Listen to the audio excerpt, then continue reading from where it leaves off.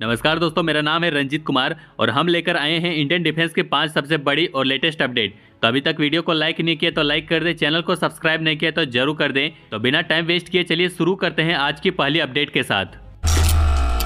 DRDO के aerial delivery research and development establishment ने एक indigenous military combat parachute system का सक्सेसफुल टेस्ट कंडक्ट किया, जिसमें 27,000 फीट की हाइट से कॉम्बैट फ्री फॉल जंप किया गया। इस टेस्ट के दौरान सोल्जर ने अपने पूरे कॉम्बैट लोड के साथ जंप किया, जो रियल बैटलफील्ड कंडीशन को सिमुलेट करता है। कॉम्बैट फ्री फॉल एक एडवांस एयरबोर्न टेक्निक है जो स्पेशल फोर्सेस जैसे पैरा एसएफ, मार्कोस और गरुड़ कमांडो द्वारा यूज की जाती है। इस तरह के जंप हाई एल्टीट्यूड पर किए जाते हैं, जिसमें सोल्जर मैनुअली पैराशूट डिप्लॉय करता है ताकि एनिमी के लिए उनकी लैंडिंग अनप्रिडिक्टेबल हो।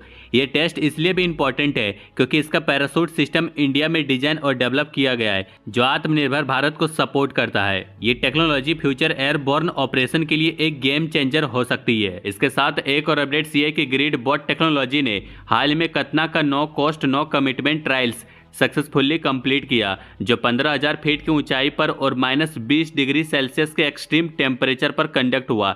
ये ट्रायल्स ये दिखाता है कि कतना हार्श इन्वायरमेंटल कंडीशन में भी अच्छे से काम कर सकता है, जो हाई एल्टीट्यूड बैटलफील्ड जैसे लद्दाख और सियाचिन जैसे एरिया के लिए बहुत जरूरी है। ट्रायल्स के दौरान इसने 400 मीटर की दूरी पर सिर्फ 30 सेंटीमीटर का स्कैटर अचीव किया, जो हाई प्रिसीजन फायरिंग को दिखाता है। इस सिस्टम की सबसे खास बात इसका रियल टाइम टारगेट ट्रैकिंग और इंस्टेंट टारगेट लॉक करने की कैपेबिलिटी है। ये 1 सेकेंड के अंदर टारगेट को डिटेक्ट करके उस पर फायर कर सकता है, जो हाई थ्रेट सिनारियो में बहुत फायदेमंद है। आजकल ड्रोन्स वॉरफेयर और टेररिस्ट अटैक में एक बड़ी चैलेंज बन रही है और कतना में एडवांस ड्रोन डिटेक्शन और किल सिस्टम भी है, जो ड्रोन को एक्यूरेटली आइडेंटिफाई करके उसे तुरंत न्यूट्रलाइज कर सकता है। कतना एक टाइम पर 20 से ज्यादा टारगेट्स को ट्रैक कर सकता है। इस सिस्टम को मल्टीपल फायर पावर कॉन्फ़िगरेशन जैसे सिंगल, ट्विन, क्वाड और ऑक्टा बैरल लॉन्चर के साथ कस्टमाइज किया जा सकता है। इसमें 80 GM भी लगाए जा सकते हैं। 360 डिग्री रोटेशन और 180 डिग्री टिल्ट की वजह से ये अपने सराउंडिंग का फुल कवरेज देता है। इन सभी एडवांस फीचर की वजह से कतना बॉर्डर सिक्योरिटी, काउंटर टेररिज्म और हाई एल्टीट्यूड वॉरफेयर के लिए एक बहुत इंपॉर्टेंट इनोवेशन बन सकता है।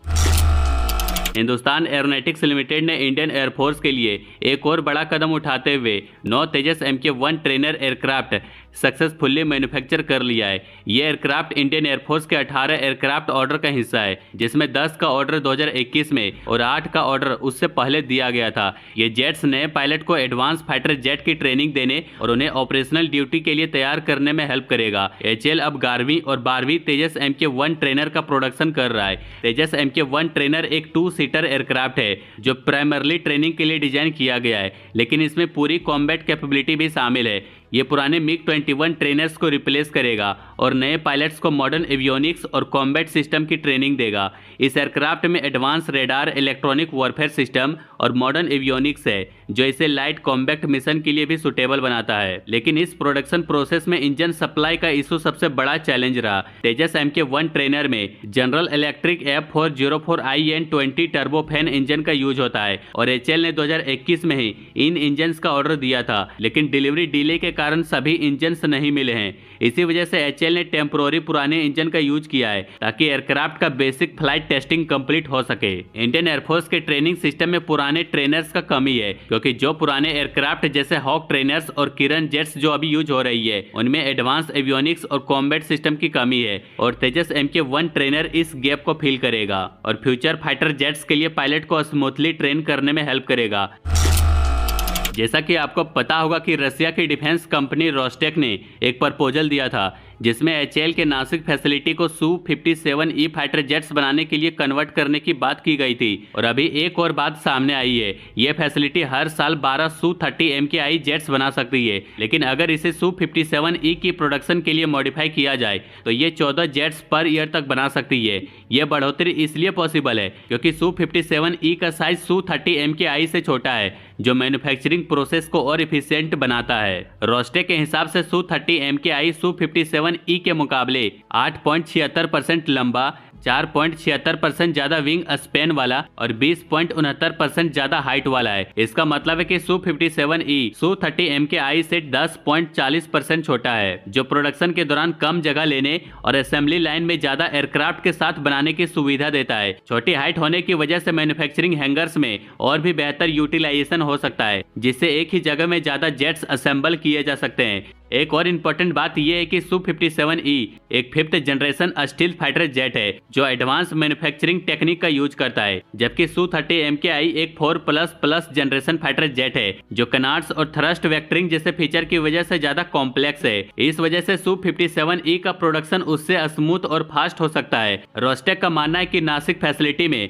जो अभी Su-30MKI के लिए टूल्स और मशीनरी यूज हो रही है वो Su-57E के प्रोडक्शन के लिए कंपेटेबल होगी, जिसकी वजह से इंफ्रास्ट्रक्चर में कोई मेजर ओवरहॉल की जरूरत नहीं पड़ेगी। रशिया में भी Su-57 का प्रोडक्शन हो रहा है, जिसमें 2024 में रशियन एरोस्पेस फोर्स को 14 और 2025 में 18 Su-57 जेट्स मिलने वाले हैं। अगर इंडिया भी नासिक फैसिलिटी में Su-57E का प्रोडक्शन स्टार्ट करता है तो ये एक बड़ी स्ट्रेटेजिक अपॉर्चुनिटी हो सकती है। पाकिस्तान में बलूचिस्तान ट्रेन अटैक के बाद बिना किसी ठोस सबूत के पाकिस्तान ने एक बार फिर इंडिया पर अपने देश को डीस्टेबलाइज करने और आतंकवाद को समर्थन देने का आरोप लगाया है, लेकिन इसके पक्के सबूत प्रस्तुत नहीं किए। जब उनसे पूछा गया कि इस बार सिर्फ अफगानिस्तान पर आरोप लगाया गया तो उन्होंने कहा कि उनकी नीति वही की वही है और उनका मानना है कि इंडिया पाकिस्तान के खिलाफ आतंकवाद को समर्थन दे रहा है। इसके जवाब में भारत के विदेश मंत्रालय के प्रवक्ता रणधीर जायसवाल ने कहा कि पूरी दुनिया जानती है कि वैश्विक आतंकवाद का केंद्र कहाँ है। उन्होंने ये भी कहा कि पाकिस्तान को दूसरों पर इल्जाम लगाने के बजाय अपने अंदर झांककर देखना चाहिए और अपनी समस्याओं का हल खुद ढूंढना चाहिए। सीधी बात यह है कि पाकिस्तान हर बार अपने अंदर की समस्याओं का दोष इंडिया पर डालता है।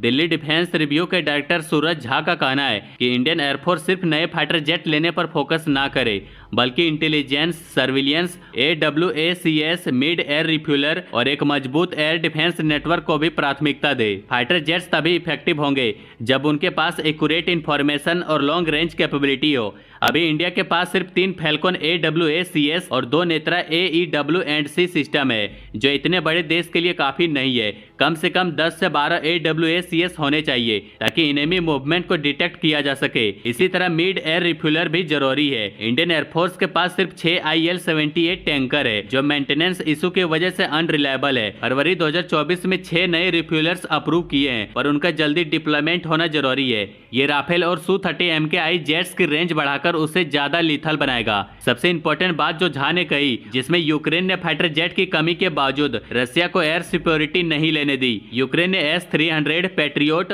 और NASAMS जैसी एयर डिफेंस का इस्तेमाल करके अपनी एयर स्पेस सिक्योर रखी। इंडिया को भी एक super dense air defence network बनाना होगा, जिसमें S-400, आकाश और प्रोजेक्ट कुसा का LRSAM सिस्टम शामिल हो। साथ ही very short range air defence system को भी इंटीग्रेट करके एक multiple layer defence system develop करना होगा। झा का मेन पॉइंट ये है कि सिर्फ नए फाइटर जेट्स लेना एक कंप्लीट सॉल्यूशन नहीं है। इंडिया के मिलिट्री मॉडर्नाइजेशन पर अपडेट्स के लिए बने रहिए। बाकी लाइक एंड सब्सक्राइब जरूर करें।